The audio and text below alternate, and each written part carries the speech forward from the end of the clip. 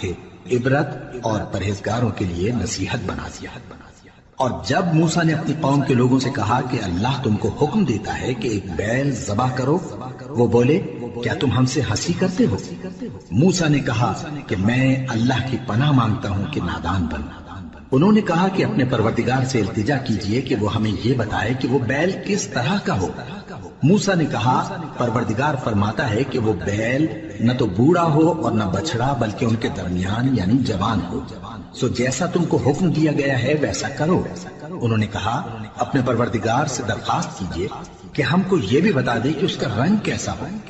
موسیٰ نے کہا پروردگار فرماتا ہے کہ اس کا رنگ گہرا زرد ہو کہ دیکھنے والوں کے دل کو خوش کر دیتا ہو۔ انہوں نے کہا اب کے پروردگار سے پھر درخواست کیجئے کہ ہم کو بتا دے کہ وہ اور کس کس طرح کا ہو، کیونکہ بہت سے بیل ہمیں ایک دوسرے کے مشابہ معلوم ہوتے